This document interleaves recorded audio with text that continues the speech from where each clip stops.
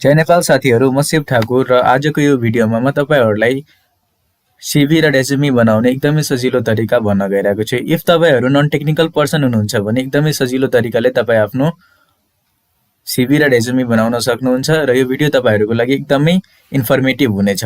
Video skip नगरिकन बिस्तारै continuously हेर्नु होला।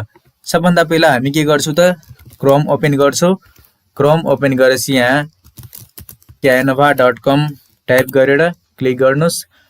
यहाँ तपाईको अगाडि यस्तो क्यानभाको पेज आउँछ। यो पेजमा यदि तपाईको लगइन छ भने यस्तो आउँछ, लगइन छैन भने तपाईले लगइन गर्नुपर्ने हुन्छ। लगइन गर्ने प्रक्रिया पनि एकदमै सजिलो छ, सो धेरै टेन्सन लिनु पर्दैन। अब हामी के गर्छौं त ठ्याक्कै रेज्युमे यहाँ आएर सर्च बारमा रेज्युमे सर्च गर्छु।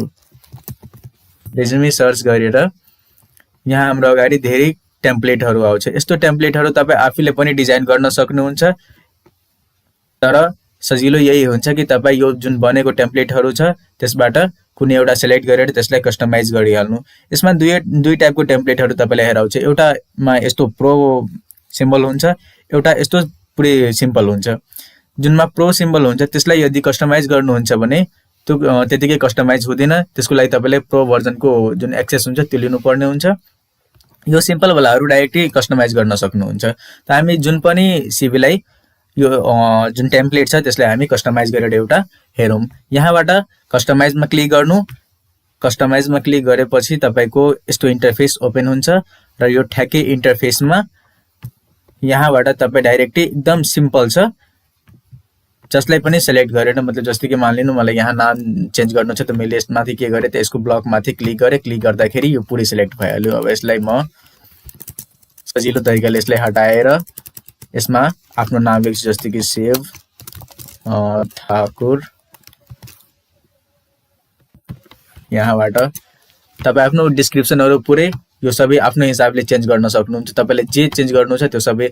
यसमा अझ तपाईले केही कस्टमाइज पनि गर्न चाहनुहुन्छ भने यहाँबाट यो टुल्सहरु दिएको छ। यो टुल्सहरुको हेल्पले तपाई कस्टमाइज गर्न सक्नुहुन्छ। जस्तै कुनै शेप हाल्नु छ भने यहाँबाट हाल्न सक्नुहुन्छ, कुनै टेक्स्ट हाल्नु छ भने टेक्स्ट बक्स यहाँबाट लिन सक्नुहुन्छ। यो सबै टुल्सहरुको युज गरेर यो सिभीलाई तपाई आफ्नो तरिकाले पनि केही चेन्जेसहरु गर्न सक्नुहुन्छ, अथवा यसलाई नै ठ्याक्कै एडिट गरेर तपाई युज गर्न सक्नुहुन्छ। एकदम प्रोफेसनल टाइप सिभी भइहाल्छ, ठीक छ। अब यो सबै हाम्रो कम्प्लिट भइसकेपछि यहाँबाट सिम्पली शेयरमा क्लिक गर्नुस्। शेयरमा क्लिक गरेपछि यहाँ डाउनलोडमा जानुस् र यहाँ हामीसित यो चारवटा अप्सन हुन्छ। यो चारवटामा तपाईलाई पिक्चर चाहियो भने जेपीजी मा क्लिक गर्नु, त्यसपछि पीएनजी चाहियो भने पीएनजी मा सिलेक्ट गर्नु र पीडीएफ चाहियो भने पीडीएफ स्ट्यान्डर्डमा सिलेक्ट गर्नु। म पीडीएफ को लागि यहाँ ट्राई गर्दैछु त पीडीएफ स्ट्यान्डर्डमा क्लिक गरेर यहाँ डाउनलोडमा क्लिक गरिदिनुस्। यति गरेपछि तपाईको सिभी एकदम सिम्पली गएर सेभ हुन्छ। यसलाई हेर्न चाहनुहुन्छ भने ठ्याक्कै कन्ट्रोल जे गरेर डाउनलोडमा जानु र यहाँबाट तपाई हेर्न सक्नुहुन्छ। जुन सिभी हामीले अहिले बनाएको थियो त्यो ठ्याक्कै यहाँ हामीलाई हेराइरहेको छ।